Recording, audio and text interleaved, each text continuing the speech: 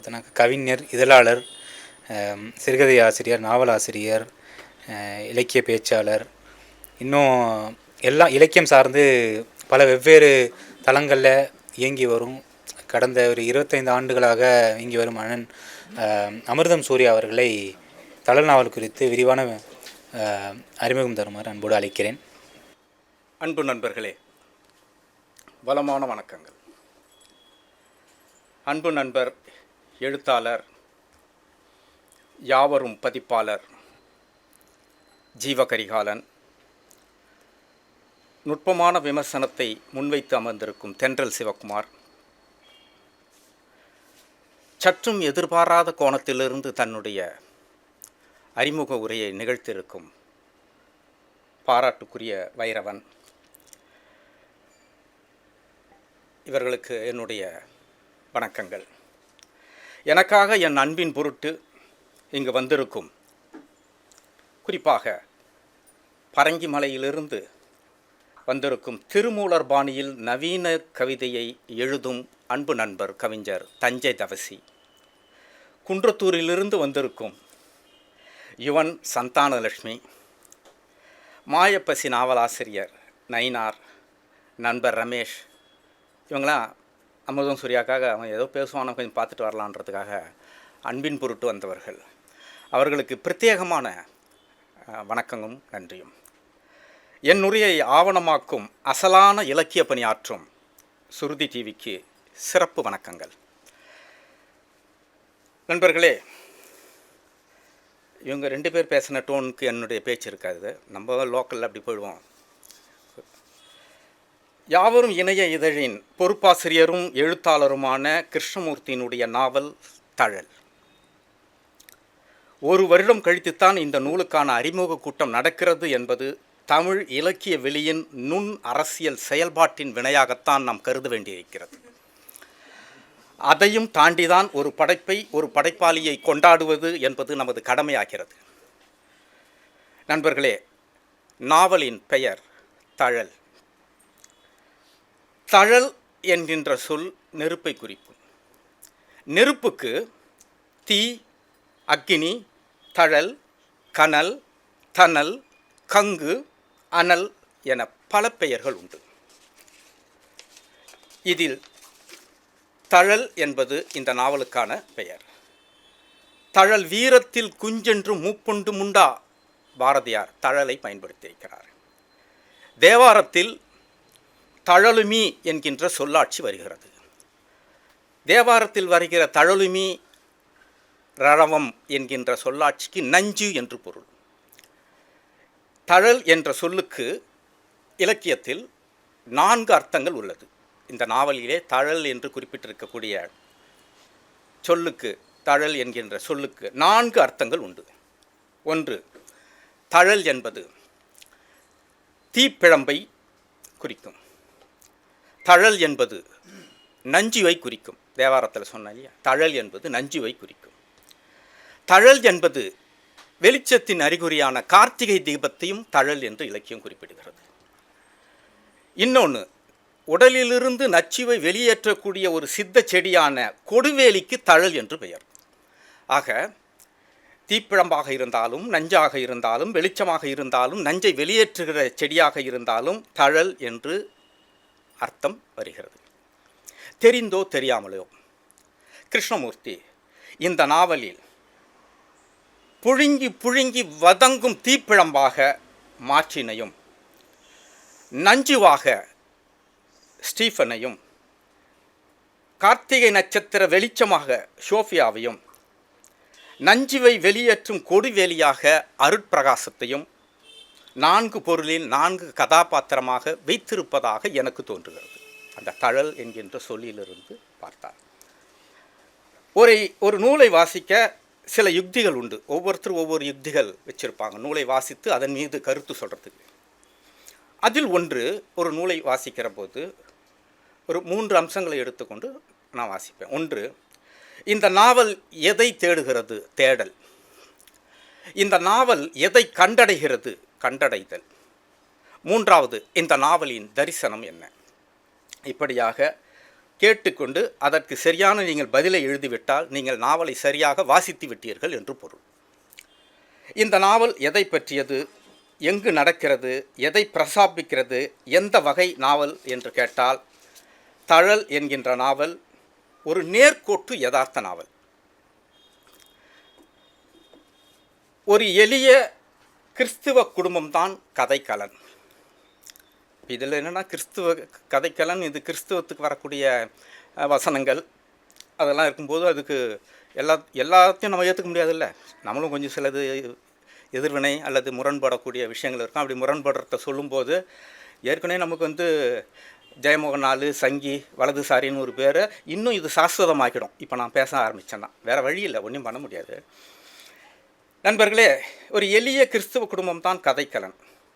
வாழ்வில் மெய்யுக்கும் பொய்யுக்குமான யுத்தம் எப்படி நிகழ்கிறது, உண்மையை பின்தொடர்ந்தால் வரும் சிக்கல் என்ன, உண்மை பற்றிய தர்க்கம் என்ன, பழி எப்படி நஞ்சாக மாறுகிறது, கனவுகளின் இடையறா தொல்லை சாத்தியமா, இவையெல்லாம் நாவல் பேசுகிற விஷயங்கள். நாவலின் கதை சுருக்கம் என்ன? 2 பேர், தென்றலும் சரி, தென்றல் சிவகுமாரும் சரி, வைரவனும் சரி, கதை சொல்ல மாட்டேன்னு மற்ற விஷயங்களெல்லாம் சொல்லிட்டு போனாங்க. இதை பார்த்துக்கிட்டு இருக்காங்க இப்போ சுருதி டிவியில். அவங்க ஒரே குழப்பமாக இருப்பாங்க. என்னடா அந்த கதை சொல்லக்கூடாதுன்றாங்க, மறைச்சி பேசுகிறாங்க. ஒரு கதை தான் சொல்லுங்கடா, இதுதான் கதைன்னு சொல்லிட்டா நாங்கள் அதை ஃபாலோ பண்ணுமே அப்படின்னு இந்த சுருதி டிவி பார்க்குற உலக தமிழர்களுக்கு ஒரு கேள்வி இருக்கும். அதனால் வேறு வழி இல்லை. 1 வருஷத்துக்கு பிறகு இந்த விமர்சன அறிமுக கூட்டம் நடப்பதால் அந்த கதை சுருக்கத்தை சொன்னால் தான் வந்துகிற உங்களுக்கும் கேட்குறவங்களுக்கும் இருக்கும். இல்லைனா இன்னும் 2 வருஷத்துக்கு பின்னோக்கி இந்த நாவல் போயிடும். நண்பர்களே, மார்ட்டின் ஒரு பையங்க, சின்ன பையன். அவன் ஒரு வித்தியாசமான ஆள். சின்ன வயசுலேயே வினோத கனவெல்லாம் வரும். பயந்து சுருங்கி படுத்துப்பான், அலறி எழுந்துப்பான். கனவுலேயே அந்த குழந்தை அவஸ்தைப்படக்கூடிய குழந்தையாக இருக்கும். இப்படியான ஒரு கேரக்டர். அவங்க அப்பா ஸ்டீஃபன். இது ஓகே, இது 2. இப்போ என்னென்னா, அப்பா ஒரு அத்தையினுடைய பிறந்தநாள் நிகழ்ச்சிக்கு போகிறாரு. ஸ்டீஃபன் கொஞ்சம் சொத்தெல்லாம் அழிச்சிட்டு, சொந்தக்காரங்க கொடுத்த சொத்து, குடும்ப சொத்தெல்லாம் அழிச்சிட்டு அவன் ஒரு மாதிரியாக இருக்கிற ஆள், எடாக்குடம். ஆகையில் அத்தை வீட்டுக்கு அந்த பிறந்த நாளுக்கு போகிறாங்க. அந்த குழந்தை கழுத்தில் ஒரு தங்கச் சங்கிலிக்குது, சிலுவை போட்ட தங்கச் சங்கிலி. அது காணாமல் போயிடுது. அது அந்த நேரத்துக்கு தெரியல. அதுக்கு பிறகு வீட்டுக்கு வந்துடுறாங்க. எல்லா நிகழ்ச்சியெல்லாம் முடிஞ்சிடுது. ஏற்கனவே மாமனுக்கும் இந்த ஸ்டீஃபனுக்கும் ஆகாது. செயின் காணணுன்னே பயங்கர கோபமாகி போகுது. பிறந்தநாளுக்கு செயின் அபேஸ் பண்ணிட்டு போயிட்டான் அப்படின்னு குடும்பமே கிளம்பி வருது மார்ட்டின் ஸ்டீஃபன் வீட்டுக்கு. இப்போவும் மார்ட்டின் ஒரு கனவு காண்றான். ஒரு மரத்து கீழே ஒரு பொம்மை இருக்கிற மாதிரி தான் கனவு காண்றான். கனவுலேயே தூக்கத்திலே எழுந்து கண் விழிக்காமலே நேராக ஜனங்கள்லாம் திரண்டு வந்திருக்காங்க. நகை நீ தான் எடுத்தியாடா, உன்னை தவிர வேறு யாரும் எடுத்துருக்க மாட்டாங்கன்னு ஸ்டீஃபன் வீட்டில் சண்டை போடுறாங்க. நான் எடுக்கலை அப்படின்னு அவன் பேசிக்கிட்டு இருக்கிறப்போ இந்த குழந்தை தூக்கத்தில் இருந்த கண்ணை திறக்காமல் நேராக அந்த மரத்தாண்ட கையை விட்டு நோண்டி உள்ளே இருக்கிற தங்கச் செயினையே எடுத்துருது. அது பொம்மைன்னு நினச்சிக்கிட்டு தான் கனவுலேருந்து இருந்தாலும் கூட அவன் அந்த உள்ளுணர்வு நேராக அந்த குழந்தை மரத்துக்கிட்டு இருந்தோடனே வந்துக்கிற ஆடியன்ஸ் முழுக்க அந்த உறவுகள் எல்லாமே தெரியண்டா எனக்கு அப்பனும் புள்ளியும் சேர்ந்து தான், அது சின்ன பிள்ளை, அப்பனும் புள்ளியும் சேர்ந்து தான் திருநீங்களா, அதோ படுறா செயின் கிடச்சிச்சு அப்படின்றாங்க. அப்போது உடனே அப்பங்காரன் ஸ்டீஃபனு திருநியாடா என்னடா பழக்கம் அப்படின்னு டைவர்ட் பண்ணி அந்த குழந்தை மேலே திருட்டு போய் வருது. உண்மையிலே எடுத்தது ஸ்டீஃபன் தான். அந்த பெரும் கூட்டத்துக்கு நடுவில் தூக்கத்திலே அந்த குழந்தை மரத்தின் அடியிலேருந்து அந்த செயினை எடுத்தப்போ அந்த பழி என்ன ஆகுது, இந்த குழந்தை தான் திருடனாக அப்பங்காரம் மாற்றிடுறான். அப்பனும் புள்ளியும் சேர்ந்து தான் திருடுனீங்களா அப்படின்னு அந்த குழந்தைய அடிக்கிறாங்க. அது துப்புன்னு போய் விழுது. இந்த பழி இருக்குதுல்ல, இந்த சின்ன வயசில் திருடாமலேயே திருட்டு பட்டம் வாங்கின அந்த பழி இருக்குல்ல, அதை காலம் முழுக்க அவன் சுமக்கிறான். போகிற இடங்கள்லாம் சுமக்கிறான். படிக்கிற இடத்துல பசங்க சேர்த்துக்க மாட்டுறாங்க. எல்லாமே நல்லா பேசினுக்கிற அண்ணாச்சி கூட பொருள் எடுத்து கீழே வச்சுக்கிறார். அந்த பையன் வந்தான். முழுக்க முழுக்க அவன் திருடனாக, திருட்டு பட்டமாக இவன் திருடன் தான் அப்படின்ற ஒரு இடத்துக்கு வந்து, இனிமேல் அந்த ஊரில் காலம் வளர்ந்தால் கூட, படிக்கிற காலம் வளர்ந்தால் கூட, இனிமேல் நான் அந்த ஊரில் படிக்க மாட்டேன் அப்படின்னு ஊரை விட்டு ஊர் மாறக்கூடிய அளவுக்கு வந்துடுறாங்க. அதாவது திருடினவன் ஒருத்தன், திருட்டு பட்டத்தை சுமந்தவன் ஒருத்தன். இதில் என்னென்னா, அவனுக்கு கல்யாணம் ஆகுது, நல்ல பொண்டாட்டி மார்ட்டினுக்கு கிடைக்கிது, அவருக்கு ஒரு நல்ல ஃப்ரெண்ட் இருக்காங்க, எல்லாமே இருக்குது. நல்ல ஒரு சாதாரண எளிய குடும்பம். ஆட்டோ ஓட்டுறவன் தான், பெரிய ஜாம்பவன்லாம் இல்லை, எளிமையான ஒரு ஆட்டோ ஓட்டக்கூடியவன் தான். ரைட்டு. இது வந்து இந்த பழி எனக்கு வந்துடுச்சு, நான் திருடலை, இந்த பழி எனக்கு வந்துடுச்சு, என்ன பண்ணுறதுன்னா, அதுக்கு அவன் பொண்டாட்டி சொல்கிறா, விட்டு தள்ளியா, நீ நல்லவன் எனக்கு தெரியுயா, இதெல்லாம் ஒரு பெரிய விஷயமா ஓ அப்படின்னு சொன்னால் கூட திரும்ப அவன் வந்து அது வந்து தொல்லை பண்ணிக்கிட்டே இருக்குது அவனை. அதுக்கு என்ன காரணம்னா, திருநான அப்பன் கடைசி வரைக்கும் அவன் மன்னிப்பு கேட்கலையே. நம்ம மேலே திருட்டு பட்டம் கட்டிட்டு கடைசி வரைக்கும் இவன் அப்படியே நல்லா ஒன்றுமே தெரியாத மாதிரி போகிறானே, நாம் ஒரு முறையாவது நம்மக்கிட்ட மன்னிப்பு கேட்டுருந்தா இந்த பிரச்சனையே ஆகிருக்காதுல்ல அப்படின்றான். அவன் அதை மன்னிப்பே கேட்கல அப்பங்காரன். அம்பாட்டின்னு இயல்பாக போகிறான். அப்படி ஒரு சம்பவம் நடக்காத மாதிரியே போகிறான். அவனுக்கு கல்யாணம் ஆகுது, ஒரு பையன் வரான், காலேஜுக்கு போகிறான். காலேஜுக்கு போய் அந்த பையன் காலேஜில் திருடுறான், அங்கே மாட்டிக்கிறான். மாட்டிக்கிட்ட பிறகு அடி உதப்பட்டு அவன் கேட்டான், எங்கள் அப்பா தான் திருட சொன்னார் அப்படின்னு. அந்த திருப்பியும் அப்பா பழி வருது. குழந்தைல ஒரு பழி வந்தது, அதுலேருந்து மீளவே முடியல, அதுலேயே புழுங்கி செத்துனுங்கிறான். அவனும் நிம்மதியாக இல்லை, வீட்டில் இருக்கிறவனையும் நிம்மதியாக இருக்க விடல. அதுக்கு பிறகு பிள்ளை பிறக்குது, அங்கே திருட்டு பட்டம் வருது. அது அந்த பட்டத்தை எங்கள் அப்பா தான் திருட சொன்னான்னு சொல்லி திருப்பி வருது, அங்கேயும் அடி வாங்குறான். காலேஜில் போய் மார்ட்டின்னு செய்யாத குற்றத்துக்காக நீயும் திருடி நீயும் புள்ளியை அனுப்பி வச்சுக்கிறியா என்று கேட்டு அங்கேயும் உதைக்கிறாங்க அவனை. அங்கேருந்து வீட்டுக்கு வந்து மயங்கி கீழே விழறான். செத்துட்டானா இல்லையா அப்படின்றதோட கதையை அவர் முடிக்கிறார். இதாங்க கதை. இந்த கிருஷ்ணமூர்த்தி இது லேசாக சொல்லிட்டேன். கதைன்னா சும்மா சொல்லுன்னா சொல்லுவாங்களே, இந்த பைசன்னா என்னப்பா கதை, கிராமத்தில் வந்து ஒதுக்கப்பட்ட விளையாட மறுத்த ஒருத்தன் வந்து போராடி வெற்றி வாங்கி இந்தியாவுக்கு கால்பந்து வீரராக வந்துட்டான் சார், தான் சார் கதைன்னுவாங்களா. அந்த மாதிரி பெரிய ஒரு விஷயத்த சொல்லாமல் சுருக்கமாக, ஏன்னா யாருமே சொல்லலை இல்லை உங்களுக்கு என்னையா கதை, நீங்கள் நான் பாட்டுன்னு மாட்டின் பழி குற்றம்னு சொல்லிக்கிட்டு இருந்தால் அவங்களுக்கு புரியாது இல்லை வந்துக்கிறவங்களுக்கு. இந்த கதை இதுதான் கதை. கடைசியாக மார்ட்டின்னு செத்தானா உயிராகிறானா அப்படின்னு தெளிவாக இல்லை. ரைட்டு. இந்த கதை கிருஷ்ணமூர்த்திக்கு எங்கு தோன்றி இருக்கும், அல்லது இந்த சிந்தனை இந்த கதைக்கு வித்தாக எந்த இடத்திலிருந்து மாறியிருக்கும் என்று பார்த்தால், 13வது பக்கத்தில் நாவல் தொடங்கும்போது ஒரு காணிக்கை, ஒரு சமர்ப்பணம் போடுவோம் இல்லையா, அந்த மாதிரி ஒரு வரி போட்டிருக்காரு. பலவீனமானவர்களால் என்றுமே மன்னிக்க இயலாது, மன்னித்து விடுவது என்பது பலம் உள்ளவர்களின் நற்குணம். காந்தியின் வரிகள். இதுதான் ஓப்பனிங். இந்த வரி தான் இவர் நாவல் எழுதுறதுக்கான பேஸ். மன்னிப்பு, யார் மன்னிப்பான் யார் மன்னிக்க மாட்டான், மன்னிக்கிறவன் பலமானவனா மன்னிக்காதவன் பலம் உள்ளவனா, இந்த மன்னிப்புன்றது இல்லை உண்மை மன்னிப்பு. இந்த வச்சு தான் இந்த வரி தாங்க இந்த ஒட்டுமொத்த 13வது பக்கத்தில் இந்த வரி தான் இவ்வளோ பெரிய நாவலாக உருவாக்கியிருக்கு. ரைட். நாவலில் ஆட்டோ ஓட்டுறான் பார் மார்ட்டின், நாவலில் காந்தி ஃபோட்டோ, வீட்டுக்கு போனால் காந்தி ஃபோட்டோ, காந்திய சிந்தனை, காந்திய தர்க்கம், காந்திய உரையாடல், இந்த நாவல் முழுக்க விரைவு கிடைக்குது. காந்தியத்தை பற்றி பேசுகிறாங்க இந்த நாவலில் 2 பேர். அப்பப்போ வந்து பேசுகிறவங்க பேர் மோகன், இன்னொரம்மா கஸ்தூரி. நீங்கள் பாருங்கள், இந்த கேரக்டர் உள்ள 2 பேர் வராங்கல்ல, மோகன் கஸ்தூரின்னு. மோகன்தாஸ் கரம்சந்த் காந்தி என்பதனுடைய சுருக்கத்தில் வர்ற மோகனைத்தான் இவர் கதாபாத்திரத்துக்கு மோகன் உள்ள வச்சுக்கிறார். கஸ்தூரிபாய் காந்தி என்கின்ற பெயரில் இருக்கக்கூடிய கஸ்தூரியை தான் இந்த கேரக்டருக்கு வச்சுக்கிறார். வெளியேந்து பார்த்தா நம்மளுக்கு சாதாவாக ஏதோ மோகன் கஸ்தூரி மாதிரி தெரியும். இல்லை, அந்த கேரக்டர் தான் மாற்றி இங்கே வந்து மேக்கப் போட்டு இங்கே திருப்பி நம்மக்கிட்டே உள்ளே விட்றாரு இந்த நாவலில். ஆகல அதனுடைய அடிப்படை குணம் மாறாது இல்லை, நீ என்ன தான் மேக்கப் போட்டாலும். நீ நம்ம வைரவன் சொன்ன மாதிரி சஃபாரி போட்டால் கூட அந்த கேரக்டர் காந்தி தானே நீ இங்கே வந்து நிற்க வச்சுக்கிற, அவரை தான் பேசிகிட்டே இருப்பார். கஸ்தூரி அம்மா என்ன பண்ணுவாங்க, அவர் சொல்கிறது தான் கரெக்டுன்னு அந்த அம்மாவும் அதே மாதிரி பேசுகிறாங்க. இந்த கேரக்டர் உள்ள அப்படி தான் வருது, கட்டமைச்சிக்கிறார். ஆக காந்தியத்தை யதார்த்த வாழ்வில் பேச தர்கிக்க உருவாக்கப்பட்டது தான் இந்த நாவல். பல இடங்களில் காந்தியும் இயேசுவும் நேர்கோட்டில் கைகுலுக்கிக் கொள்கிறார்கள். படைப்பாளியை பாராட்டுவது என்பது வேறு, முரண்படும் இடங்களை சொல்வது என்பது வேறு. திருடி எந்த குற்ற உணர்ச்சியும் இல்லாமல் இயல்பாக வாழும் ஒருவன் வெர்சஸ் திருடாமலேயே பழியை ஏற்று தினம் தினம் புழுங்கி தானும் நிம்மதி இல்லாமல் குடும்பத்தையும் நிம்மதி வைக்காமல் மீண்டும் மகன் மூலமாக திருட்டு பழியை ஏற்று அழியும் ஒருவன். இந்த 2 கேரக்டர் தான் இந்த நாவலுக்கான வடக்கு தெற்கு, காந்தத்தின் வடபுலம் தென்புலம் போல. சார், எதிர் வீட்டுக்காரனை நீங்கள் கொலை பண்ணிங்கன்னா மரண தண்டனை, ஓகேங்களா? எதிர் வீட்டுக்காரன் ரொம்ப உங்களுக்கு தொல்லை பண்ணுறான், தாழ முடியல அப்படின்னா போட்டு தள்ளிட்டிங்கன்னா உங்களுக்கு மரண தண்டனை தான், கொலை. அந்த எதிர் வீட்டுக்காரனை கொன்னீங்கன்னா.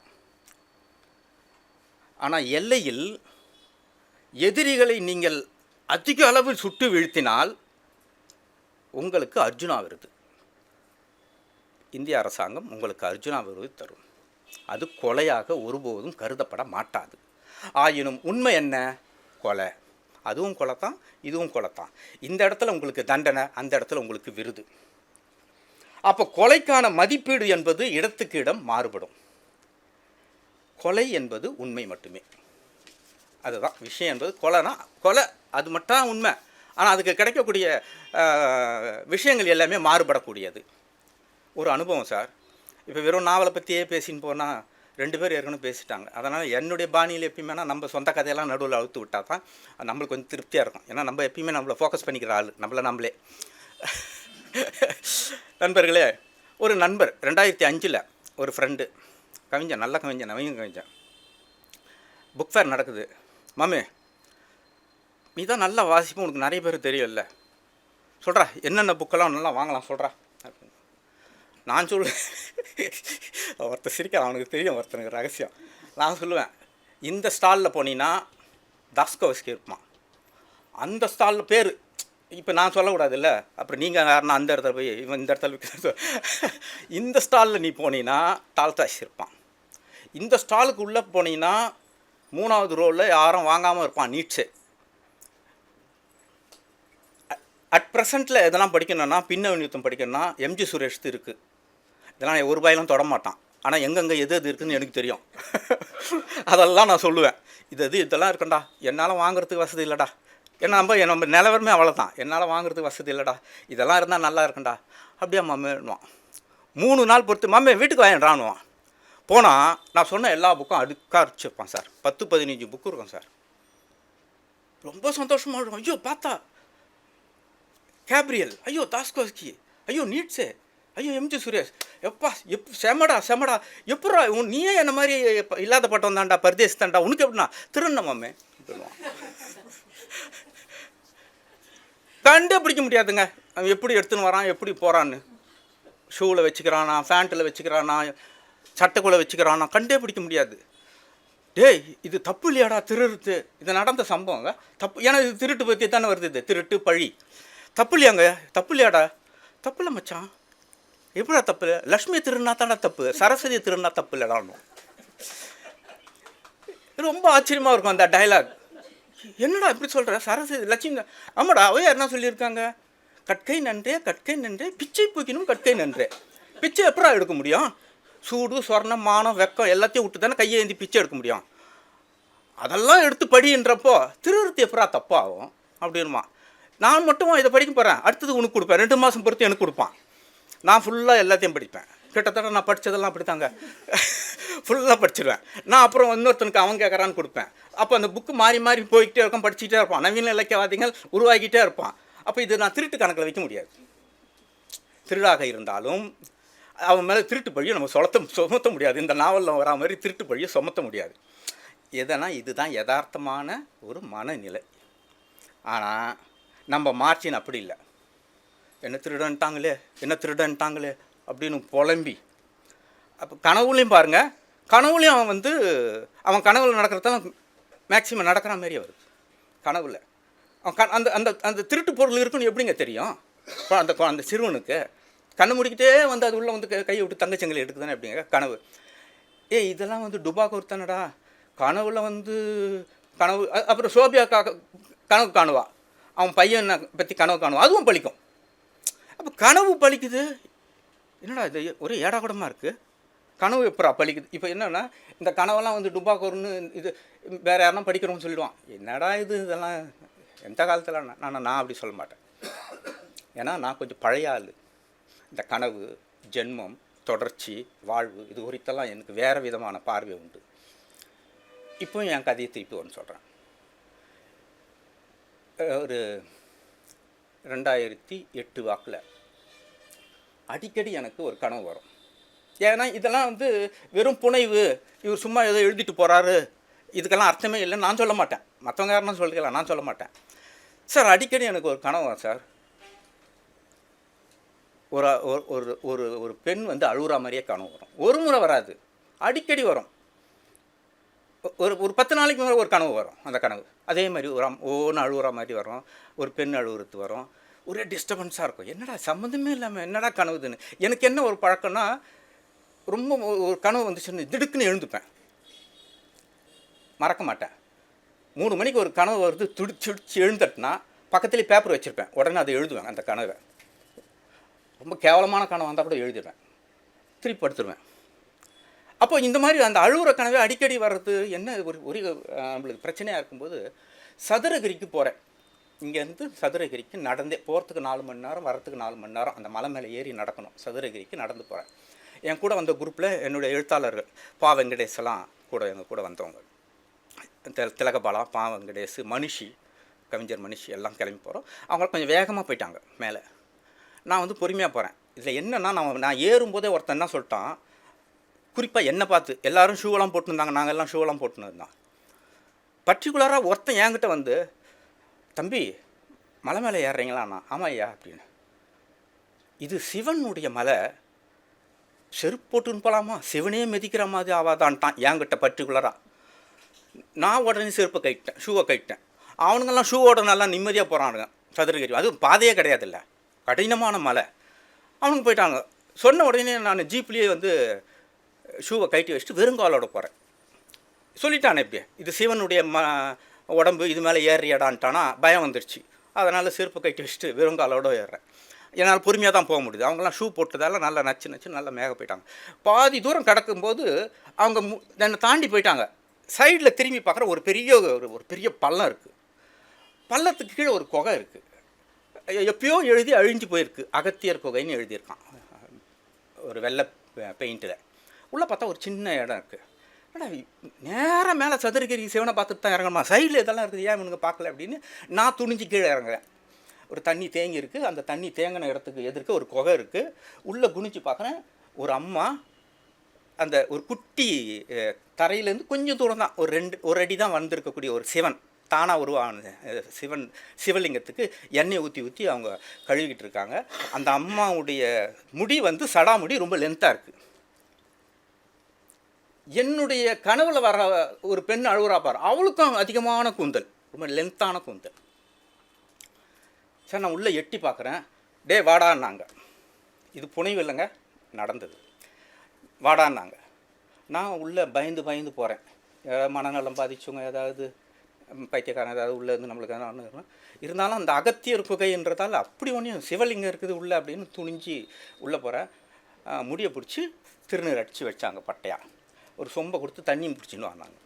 எதிர்க்கையே தண்ணி தேங்கி இருக்குது, பச்சை கலர் தண்ணி தேங்கி இருக்குது. தண்ணி மூணா கொடுத்து திருப்பி ஊற்றி அந்த சிவலிங்கத்தை கழுவிக்கிட்டே இருக்கிறாங்க. நான் போகலாமா வானாவா வகையாக வந்து மாட்டிக்கிட்டோமா என்னன்னு தெரியாமல் நின்றுக்கிட்டு இருக்கேன்.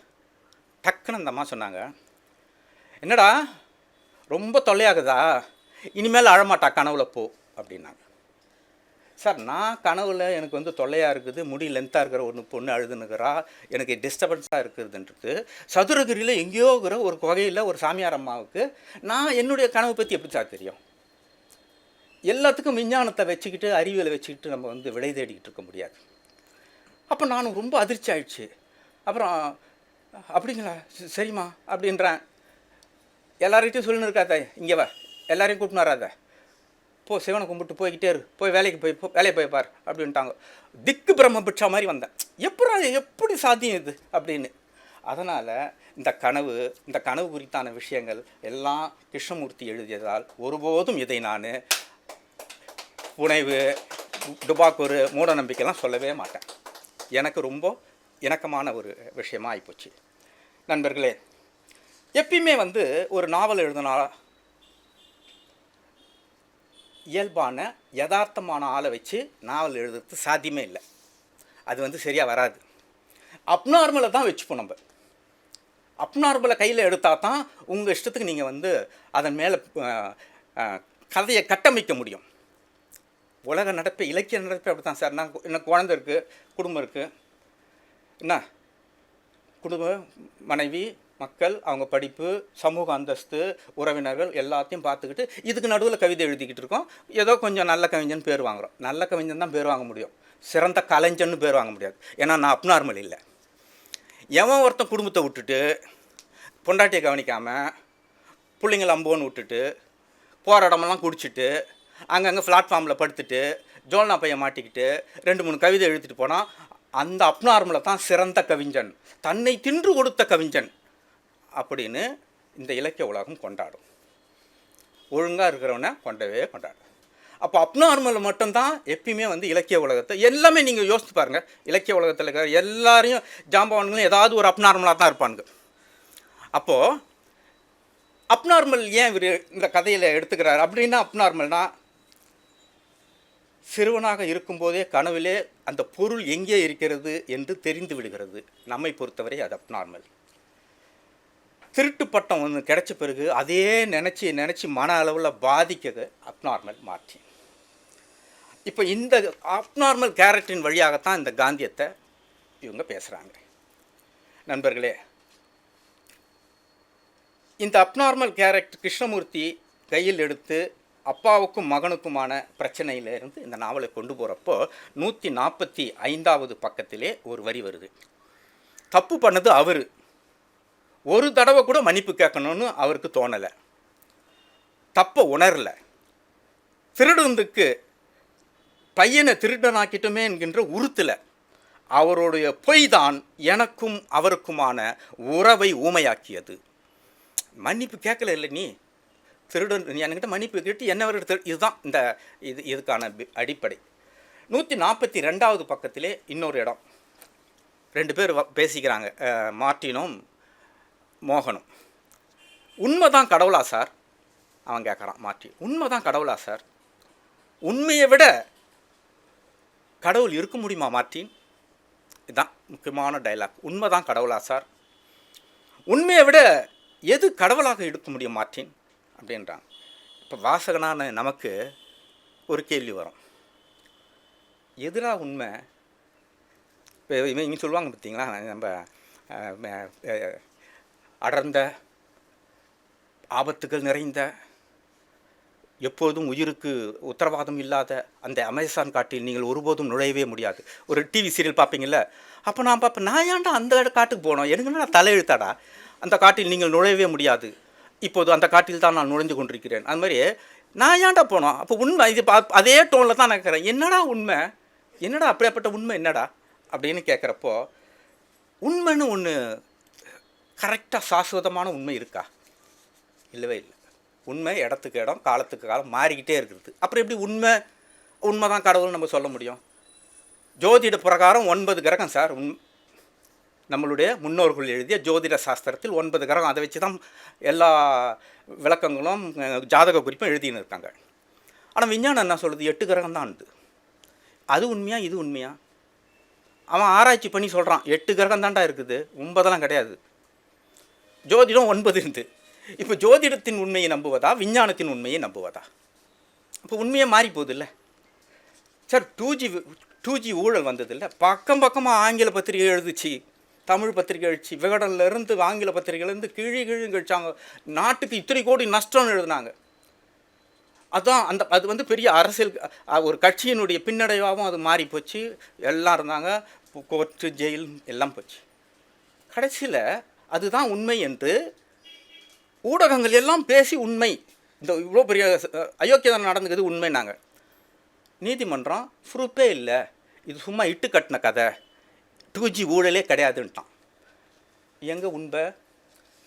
இந்த பத்திரிக்கைலாம் சேர்ந்து சொன்னது உண்மையா, நீதிமன்றம் அதுக்கான எவிடன்ஸே இல்லைடா, இவனுங்கெல்லாம் சும்மா இட்டு கட்டி அவங்க மேலே தேவையில்லாமல் பழியை போட்டுக்கிறாங்கன்னா அதுக்கு பிறகு பேச்சு மூச்சே இல்லை சார், மேற்கொண்டு எதுவுமே பண்ண முடியலையே. அப்போ அது உண்மையா? உண்மைன்றது எது எது உண்மையாகும்? அப்போது இயேசு தான் வந்து இப்போது இதில் பாருங்கள், இயேசு தான் நம்ம இது வரைக்கும் கடவுள், இயேசு தான் கிறிஸ்துவத்தை பொறுத்த வரைக்கும் கடவுள் அல்லது கடவுளின் பிரதிநிதி. சார் அவர் எந்த தப்பும் பண்ணல, அவருக்கு எதுக்கு சிலுவையில் அறையணும்? எந்த தப்பும் பண்ணாத இயேசுவை எதுக்கு சிறையில் அறையணும்? அப்போ எது உண்மை? சிலுவையில் தொங்கும்போது எந்த தப்பும் பண்ணாத மார்ட்டின் மாதிரி சார், இந்த கதையில் வர மார்ட்டின் மாதிரி எந்த தப்பும் பண்ணல, இவருக்கு திருட்டுப்படுத்தம் கூட மாதிரி அவர் சிலுவையில் அறையிறாங்க. எதுக்கு அவர் என்ன தப்பு பண்ணிட்டார் அவர் சிலுவையில் அறையணும்? அவர் சிலுவையில் தொங்கும்போது என்ன டைலாக் சொல்கிறாரு? ஹேலி ஹேலி லாமா சபக்தனி, தேவனே தேவனே என்னை ஏன் கைவிட்டீர்கள் என்று கதறுகிறார். என்னை ஏன்பா கைவிட்ட அப்படின்னு. இவ்வளோ நாளாக உன்னை தான் நாங்கள் கடவுள் நம்பினுக்கிறோம், அதுதான் உண்மையாக இருந்தது. இப்போ திடீர்னு பார்த்து பிதாவே தேவனே என்னை ஏன் கைவிட்டீங்கன்னா, அப்போ உனக்கு மேலே ஒருத்தங்கிறானா? இப்போ அந்த உண்மைக்கு நம்ம தாவ வேண்டியது. அப்போ இது உண்மைன்னு நினச்சிருந்து அந்த உண்மைன்னு இப்படி வாசகனுக்கு வந்து நிறைய உண்மை குறித்தான கேள்விகள் இவர் சொல்லலை. ஆனால் கேள்வியை வந்து வாசகன் தனக்குள்ளே எழுப்புறதுக்கான அதிகமான சோர்ஸை இந்த நாவல் வந்து உருவாக்குது. நீ மற்றவர்களை, இதில் ஒரு அருளப்பர் ஒரு டைலாக் வரும் இதில் 107வது பக்கத்தில், நீ மற்றவங்களை மன்னிக்கிறப்போ உன்னுடைய பாவங்களை பிதா மன்னிப்பார் அப்படின்னு ஒரு டைலாக். நீ மற்றவங்களை மன்னிக்கிறப்போ உன்னுடைய பாவங்களை பிதா மன்னிப்பார். இப்போ நம்மளுக்கு ஒரு சாதாரண வாசகனா ஒரு கேள்வி வருது, உன்னோட பாவங்களை, பாவம்னா என்ன? அதுக்கு அர்த்தம் தெரிஞ்சால் தானே என்னுடைய பாவத்தை மன்னிக்கிறதா வேணாமான்னு நான் முடிவுக்கு வர முடியும், அல்லது உங்கள்கிட்ட நான் மன்னிப்பு கேட்க முடியும். பாவம்னா என்னையா? அது தெரியாமலே நான் எப்படி இந்த டைலாக் வந்து ஏற்றுக்க முடியும்? நீ மற்றவங்களை மன்னிக்கிறப்போ உன்னுடைய பாவங்களை பிதா மன்னிப்பார். என்னுடைய பாவம் எது நான் என் பாவம் எது நீ சொல்கிற? நான் ஒரு சித்தர் வழிபாட்டில் ஒரு சிவனை வணங்கக்கூடிய ஒரு ஆஸ்திகன். இப்போ இந்த பாவம் லிஸ்ட்லலாம் எதை தான் பாவம் நான் என்ன நினைக்கிறது? இந்த பைபிளில் இருந்து இந்த வசனத்தை அருளப்பர் வந்து மார்ட்டின்கிட்ட சொல்கிறாரு. இப்போது எனக்கு பாவம்னா என்ன அந்த வரி தெரியாமல், அந்த பாவம் இது பாவம் என்பதற்கான அர்த்தம் தெரியாமல் இந்த டைலாக்கை தாண்டி இந்த நாவல்குள்ளே போக முடியாது சார். நான் மார்ட்டினா இப்போ மாறிட்டேன், மாறிட்டேன். இப்போ மார்ட்டின் வந்து சொல்கிறாரு உன்னுடைய பாவங்களே இயேசு மன்னிப்பார். நான் என்னடா பாவம் பண்ணேன்? சரி, பாவம்னா என்ன? வள்ளலார் பாவங்களை பற்றி ஒரு லிஸ்ட்டு போடுறாரு சார். 42 பாவங்களை லிஸ்ட்டு போடுறான் மனுஷன் வள்ளலார். நீங்கள் போய் பாருங்கள், ஒரு பாவம் 2 பாவம் இல்லை, இந்த பாவத்தெல்லாம் நீ செய்யாதன்றாரு வள்ளலார். 42 பாவம். அந்த லிஸ்ட்லேருந்து எனக்கு பிடிச்ச பாவங்கள்லாம் எடுத்துன்னு வந்துக்கிறேன். குடிமக்களிடம் வரி உயர்த்தி கொள்ளையடிப்பது பாவம் வள்ளலார். வரி உயர்த்தி மத்திய அரசும் பாவம் பண்ணுது, மாநில அரசும் பாவம் பண்ணுது. இப்போ வள்ளலார் என்ன சொல்கிறாரு? குடிமக்களிடம் வரி உயர்த்தி கொள்ளையடிப்பது, ஒரு தலை சார்பாக வழக்குரைப்பது. எப்படி இருக்குது இப்போ போகிற போக்கெல்லாம், வழக்குகள் எல்லாம் எப்படி இருக்குது? ஸோ நீதிமன்றம் பாவம் பண்ணுது. கற்பழிந்தவளிடம் உறவாடுவது, ரெட் லைட் ஏரியாவே க்ளோஸ் பண்ணி ஆகணும்ல, இன்னும் நடந்துதான் இருக்குது ரெட் லைட் ஏரியா. கற்பிழந்தவிடம் உறவாடுவது, கரு கலைப்பது. வள்ளலார் சொல்கிறார் பாவம், கரு கலைப்பது பாவம். 42 லிஸ்ட்டில் கரு கலைப்பது பாவம். சரி, எனக்கு தெரிஞ்ச ஒரு நண்பர், அவர் ஒவ்வொரு முறை செக்கப் போகிறாங்க, டாக்டர் சொல்கிறாரு, சார் இந்த குழந்தைய அபார்ஷன் பண்ணிட்டா நல்லது. வர இருந்து குழந்தை அப்போ தான் வருது. ஏன்? எங்களை பொறுத்த வரைக்கும் ஸ்கேனிங்கில் இது வந்து ஆர்டிசம் குழந்தையா, மூளை வளர்ச்சி கொஞ்சம் குறைபாடு உள்ள குழந்தையா வர்றதுக்கான வாய்ப்பு இருக்குது. இப்போவே நீங்கள் முடிவு பண்ணிங்கன்னா கலைச்சிடலாம், ஸ்கேனில் அப்படி தான் காட்டுது. கணவனும் மனைவியும் ஆசைப்பட்டு கெஞ்சி கூத்தாடி கடவுள்கிட்ட கேட்டு வாங்கின ஒரு வரமான குழந்தை, இருவருடைய ஒப்புதோலும் அதனுடைய வருங்கால சூழ்நிலை எதிர்காலத்தை கருத்தில் கொண்டு கலைக்கப்படுகிறது. இப்போ இந்த இடத்துல கருகலைப்பு பாவமா, அந்த குழந்தைக்கான புண்ணியமா? வள்ளலார் கருகலைப்பு பாவன்றார். அதை விட பெரிய கொடுமை வள்ளலார் மாமிசம் உண்பது பாவன்றார். நான் 7 நாள் நான்வெஜ் இல்லாமல் என்னால் இருக்க முடியாது, மாமிசம் உண்பது பாவம்ன்றார். இப்போ சொல்லுங்கள், எந்த பாவத்தை வந்து நான் செய்யாமல் இருக்கிறது? எல்லா பாவத்தையும் செய்வோம் பொழுது. எந்த பாவத்தை செய்யாமல் இருக்கிறது எது என் பாவம் லிஸ்ட்டில் வராது. இந்த பாவத்துக்காக நான் கடவுள்கிட்ட போய் மன்னிப்பு கேட்க முடியும். எப்பா நான் மாமிசம் சாப்பிட்டேன் பாவம் என்னை மன்னிச்சிடுன்னு. அப்போ இந்த பாவம் குறித்தான ஒரு பெரிய ஒரு புரிதல் இல்லாமல் இந்த இந்த நாவலுக்குள்ளே நீங்கள் நகர முடியாது. சும்மா படிச்சுட்டு போயிட முடியாது சார். அப்படியே தாண்டி போயிடும். நம்மளுக்கு கேள்வி கேட்டு அதுக்கு பதில் கிடச்சா தான் அடுத்த கட்டத்துக்கு நம்ம போக முடியும். நண்பர்களே, சரி, அந்த மனுஷன்தான் உண்மை பாவம் அப்படின்னு சொல்கிறாரு. அவர் கிறிஸ்டின்னு. அங்கே வந்து காலேஜ் வார்டன் ஒருத்தன் வரான். இவனை அடிச்சுட்டு தேவையில்லாமல் அடி வாங்கிட்டு அடிச்சுட்டு உட்கார வச்சுட்டு பேசுகிறார். அந்த வார்டன் ஒரு டைலாக் சொல்கிறார். காலம்தான் உண்மையை வெளிக்கொண்டு வரும். சில நேரம் உண்மை வெளிவராமல் கூட போகலாம். காலம் உண்மையை வெளிக்கொண்டு வரும்னா வந்துடணும்ல. சில நேரம் வராமலும் போகலாம். அதுக்காக நாம் அதை கைவிட்டு விடக்கூடாது. உண்மை சாமி மாதிரி. ஐயோ நான் ஆகிப்போச்சு. என்னடா காலம் வந்து கை கொடுக்கணும் இல்லை, வெளியே வந்துடணும். சில நேரம் வராமலே போயிடுமா, உண்மை வெளிவராமலே போயிடும். அதுக்காகலாம் நீ அசந்துடக்கூடாது. நீ வந்து உண்மை மாதிரி அதை வச்சுக்கிட்டே தான் இருக்கணும் அப்படின்னு சொல்கிறாரு. இவனை வந்து கிறிஸ்டினாடா அப்படின்னு பார்த்தா இல்லை, இவர் வந்து இந்து. அவருடைய ரூமில் வந்து முருகர் போட்டோ மாட்டி வச்சுக்குது. ஸோ கிறிஸ்தவனும் அப்படி தான் பேசுகிறான், இந்துவும் அப்படி தான் பேசுகிறான். உண்மை தான் சாமி அப்படின்னு. உனக்கு பிடிக்குதோ பிடிக்கலையோ, நல்லது நடக்குதோ இல்லையோ, சாமியை கும்பிட்டுக்கிட்டே இரு. அதுதான் அதனுடைய பொருள். இது யாரும் இந்த அப்போது இந்த நாவலில் ஒரு விஷயம்னா ஒரு அப்நார்மல் தான் இந்த நாவலில் வந்து சுற்றி வரக்கூடிய ஒரு விஷயமாக இருக்குது. நண்பர்களே, ஏற்கனவே சொன்ன கனவு பலிக்குமா பலிக்காதான் அப்படின்றதுக்கெல்லாம் நம்ம வந்து விட தேட வேண்டியதில்லை. எனக்கு அது உடன்பாடான விஷயந்தான்னு சொல்லிட்டேன். நம்ம பாரதியார் சொல்கிறாருங்க, அவருடைய வரி அழகு தெய்வம்ன்ற கவிதையில் பாரதியார் நாளிலே 1-2 பழித்திடலாம் ஒரு வரி வருது. நாளிலே 1-2 பழித்திடலாம். கனவு குத்து ஏறும்பொழுது பாரதியார் சொல்கிறார், 4 கனவு கண்டிலாம் 1-2 பழிக்கன்றார் சார் பாரதியார். ஸோ நம்மளுக்கு ஏதாவது நம்ம எவிடன்ஸை வச்சுக்கல, வழக்கு ஆடும்போது பாரதியார் சொல்லிட்டார் பழிக்கும் அப்படின்றதுக்கு. அதனால் இந்த தழல் என்கின்ற நாவல் என்ன சொல்லுது அப்படின்னா, ரொம்ப வெளிப்படையாக ஏற்கனவே சொன்னல, தேடல். உண்மைனா என்ன, பழினா என்ன, அதுக்கு அர்த்தான ஒரு டெஃபனிஷனை தேடி போகுது. சரி, இப்போது பொய், உண்மை குறித்து, பழி குறித்து, கனவு குறித்து இந்த நாவல் தேடலை முன்வைக்கிறது. இப்போ நான் வாசிப்புக்கு ஒரு 3 டைலாக் சொன்னல, அந்த டைலாக் கூட முடிக்க போகிறேன். பொய், உண்மை குறித்து, பழி குறித்து, கனவு குறித்து இந்த நாவல் தேடலை முன்வைக்கிறது. தேடல் முடிஞ்சிச்சா? அடுத்தது கண்டடைதல். ஹரிச்சந்திரனாக இருந்தால் கூட, காந்தியாக இருந்தால் கூட, தழல் நாவலில் வர்ற மார்ட்டினாக இருந்தாலும் தானும் நிம்மதி இல்லாமல் மற்றவங்களுக்கும் நிம்மதி கொடுக்காம உண்மையை கட்டிக்கிட்டு வீம்புக்குன்னு இருந்தால் வாழ்க்கை வீணாக போயிடும் என்பதை இந்த நாவல் கண்டடைந்து சொல்கிறது. ஒரு சராசரி வாசகனாக இந்த நாவல் எனக்கு எல்லாமே நேரடியாக வந்து அப்படியே பாசிட்டிவாக தான் சொல்லணும்னு அவசியம் இல்லைல்ல. இந்த நாவல் இப்படியான ஒரு உணர்தலை, கண்டடைதலை எனக்கு உணர்த்துகிறது. தரிசனம் என்ன? தேடல், கண்டடைதல், தரிசனம். தரிசனம் என்ன இந்த நாவல்னால், சார் இந்த நாவலில் வரா மாதிரி ஸ்டீஃபன் மாதிரி நாமளும் திருடி இருப்போம். சாத்தியம் இருக்குது. அதெல்லாம் சாத்தியம் இல்லைன்னு சொல்ல முடியாது. மார்ட்டின் மாதிரி தேவையில்லாமல் பழியையும் ஏற்றிருப்போம். நிறைய ஏற்றிருப்போம் சார். நல்லா யோசித்து பாருங்கள். உங்களுக்கு தேவையில்லாமல் பழி உங்களுக்கு சார் ரொம்ப சிம்பிள் சார். வீட்டில் ஹஸ்பண்ட் ஒய்ஃபுல சண்டை நடக்கும். நம்மளுக்கு நல்லா தெரியும் இது தப்பு, இது செய்யக்கூடாது, அப்படின்னு இப்படி பேசக்கூடாது அப்படின்னு சொல்லுவோம். ஆனால் சண்டை உச்சத்துக்கு போகும். ஒரு கட்டத்தில் மனைவி கோச்சிப்பா.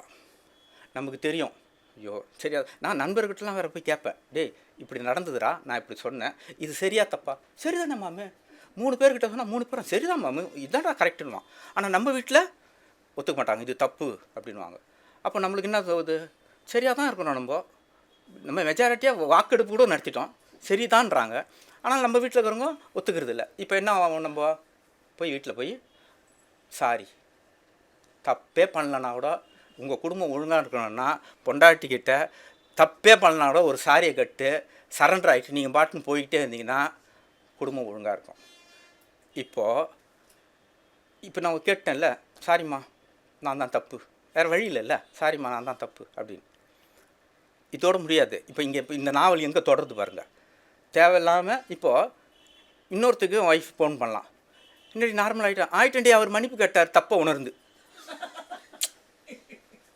எது தப்பை உணர்ந்து மன்னிப்பு கேட்டார், எது இப்போ பழி வந்துடுச்சு, நான் தப்பு செஞ்சதா பழி வந்துச்சு. அப்போது மார்ட்டினாகவும் நாம் வாழ்க்கையில் ஸ்டீஃபனாகவும் இருக்க வேண்டியிருக்கிறது, மார்ட்டினாகவும் இருக்க வேண்டியிருக்குது. சில நேரங்கள் நண்பர்கள் சொல்கிறாங்கல்ல பரவாயில்ல விட்றா அப்படின்னு, சோஃபியாவாகவும் சில நண்பர்கள் நமக்கு அமைந்து விடுகிறார்கள். சில நேரங்களில் காலவாரக்கூடிய அருட்பிரகாசமும் நமக்கு எதிராகவே நமக்கு நிரந்தர பழியை ஏற்படுத்தக்கூடியவர்களாகவும் இருக்கிறார்கள். இதில் இருக்கக்கூடிய கதாபாத்திரங்களினுடைய பண்புகள் எல்லாமே வாசகன் தன்னளவிலே ஒவ்வொரு முறையும் அனுபவித்து மாறி மாறி கடந்து வந்து விடுகிறான். இதுதான் இந்த நாவல் உணர்த்துகிற ஒரு தரிசனம் என்றால் இதுதான். ரொம்ப சிம்பிளான தரிசனம் இப்படி தான். நண்பர்களே, கடைசியாக நம்ம பழைய சங்கியாகவே இதை முடிச்சிடுவோம். சார் நான் கேட்குறேன், இந்த நாவலில் இந்த கருத்தெல்லாம் கிருஷ்ணமூர்த்திக்கு உடன்பாடு இருக்காது, எனக்கு நல்லா தெரியும். நம்ம கருத்து சொல்லிட்டு போயிடுவோமே சார். தப்பு பண்ணலை சார், தப்பு பண்ணாமலேயே திருட்டு பட்டம் வருது. காலத்துக்கும் அந்த திருட்டு பட்டத்தால் மன உளைச்சல்கள் ஆகிறான், ஒழுங்காக நிம்மதியாக இருக்க முடியல. சரி, அதுக்கு பிறகு அவனுக்கு புள்ள பிறகுது, அது இவனையும் திருட்டு பட்டம் கட்டி அங்கேயும் உதவ வாங்க வைக்குது. நல்லவன் தானே சார் அவன், 4 பேருக்கு உதவி பண்ணிவிட்டு சிவனேன்னு நல்ல புள்ளையாக தானே வாழ்க்கையை நடத்தினுக்குது. எதுக்கு சார் இவ்வளோ பிரச்சனை அதுக்கு மாட்டி முழிக்கணும், சாவர அளவுக்கு மீட்கணும்? என்ன காரணம்? உண்மையை கட்டிக்கின்னு அழுததாலையா, மன்னிப்பு கேட்கணும்னு நினச்சதாலா, அது ஒரு குத்தமா அப்படின்னு நம்ம கேட்குறோம்ல. இந்த ஸ்டீஃபன் அப்பா, மார்ட்டினுடைய அப்பா ஹாஸ்பிட்டல் இருக்கிறப்போ பையனை முறைச்சி பார்ப்பார், மன்னிப்பு கேட்காத அப்பா. சாவர கண்டிஷனில் கண்ணு விரைச்சி மார்ட்டினை பார்த்துன்னு இருப்பார். அப்போது மார்ட்டின் சொல்லுவான், திருட்டு பயலை. அப்பனை பார்த்து, திருட்டு பயலை பார்க்குற, கடைசி வரைக்கும் சாவரப்போ கூட நீ மன்னிப்பு வைக்கல அப்படின்னு பார்ப்பான். அதே பார்வை அப்பா அடி வாங்குறப்போ, திருட சொல்லி கொடுத்தாடா உன் பையனுக்கு, திருட சொல்லி கொடுத்தாடா நான் அடிக்கும்போது அருட்பிரகாசம் அப்பாவை அப்படி பார்ப்பான். இந்த ஸ்டீஃபனுடைய பார்வை அருட்பிரகாசத்தின் பார்வையும் ஒன்றா இருக்கும். தப்பே பண்ணாது இந்த புள்ள கூட அப்பனை அப்படி தான் பார்க்கும், மாட்டின் மொழி அப்படின்ற மாதிரி பார்க்கும். என்னத்துக்கு காரணத்துக்காக இவர் கட்டமைச்சிட்டாரு, காந்தியத்தை வைத்துக்கொண்டு உண்மையை பழிவாங்குதலை, உண்மையை சொல்கிறதுக்கு ஒரு நாவலை கட்டமைச்சிட்டாரு. அது எவ்வளோ சிக்கலை உருவாக்கும், அது எப்படி வாழ்க்கையில் நமக்குள்ளே பிரச்சனையை உருவாக்கும், அதை எப்படி கடந்து போகணுமா முடியாதா அப்படின்ற மாதிரி ஒரு நாவல் எழுதிட்டார். இப்போ என்னுடைய கேள்வி, தனிப்பட்ட முறையில் ஏன் இவ்வளோ சிக்கலுக்கு இவ்வளோ பிரச்சனைக்கு என்ன காரணம்? இந்த மார்ட்டின் இவருடைய அவஸ்தைப்படுறதுக்கு என்ன காரணம்? ரொம்ப சிம்பிள் காரணம் தான். எங்களை மாதிரி ரொம்ப பிரச்சனை வர்றப்போ யார் மேலேயும் பழி போட மாட்டோம். துக்கம், சோதனை, பிரச்சனை சம்மந்தமே இல்லாமல் இப்படிலாம் வரும்போது பழியே போட மாட்டோம் யார் மேலேயும்.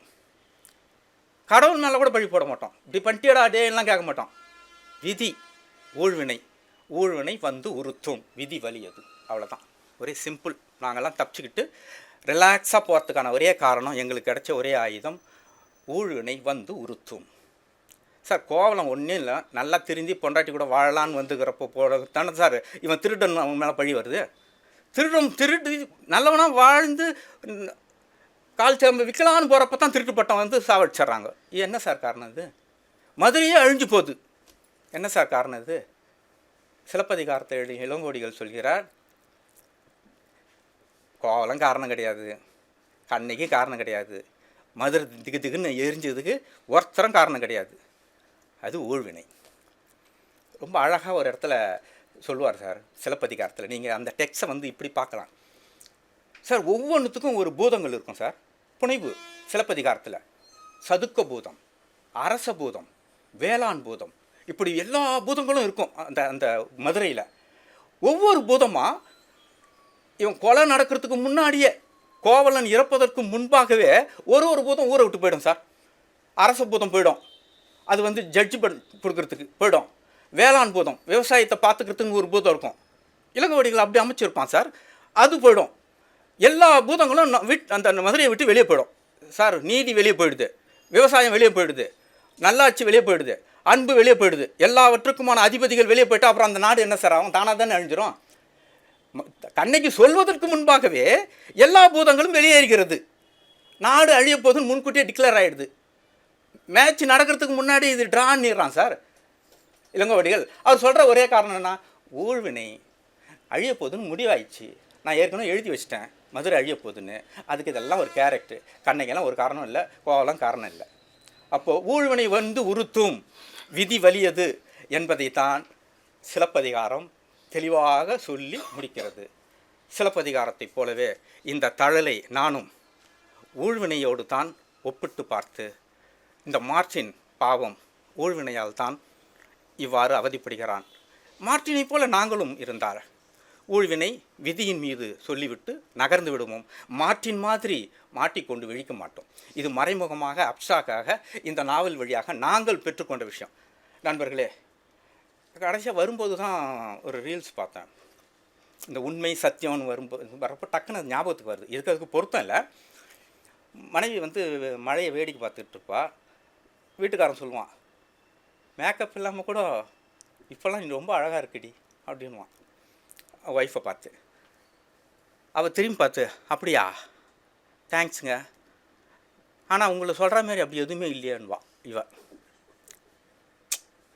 இவன் ரொம்ப காம்ப்ளிமெண்ட்டாக ஒரு விஷயத்த சொல்லுவான். மேக்கப் இல்லாமல் வீட்டில் இருக்கப்போ நல்லா அழகாக கரடி அப்படின்வான். அவன் என்ன நினச்சி சொன்னானோ அது வாங்கிக்கும், அந்த கிரெடிட்டை வாங்கிட்டு நானும் உங்களை சொல்லலான்னு தான் பார்க்குறேன், அப்படி ஒன்றும் உங்ககிட்ட இல்லையேன்னு. இது இப்போ இவன் சொல்லுவான், நான் உனக்கு எப்படி பொய் சொல்லணும் அதேமாதிரி நீயும் பொய் சொல்லுன்னுவான்.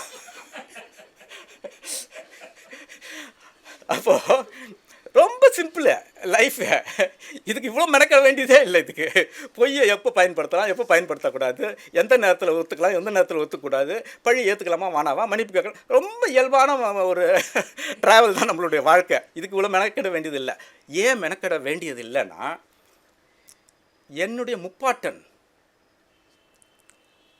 வள்ளுவன் அவன் இந்த மாதிரியெல்லாம் பெரிய விஷயங்கள்லாம் எதுவுமே எடுத்துக்கலாம். இப்போ இந்த காந்தி சொன்ன சத்தியம், அப்போ மார்ட்டின் வாழ்க்கையில் நடந்தது, இது எல்லாமே வந்து ரொம்ப ரிஸ்க் எடுத்துக்க வேண்டியதில்லை. அப்படின்னா ரொம்ப சிம்பிள், வள்ளுவன் தான். பொய் உண்மை, இதை பற்றி உன் லைஃப்பில் என்ன நினைக்கிற?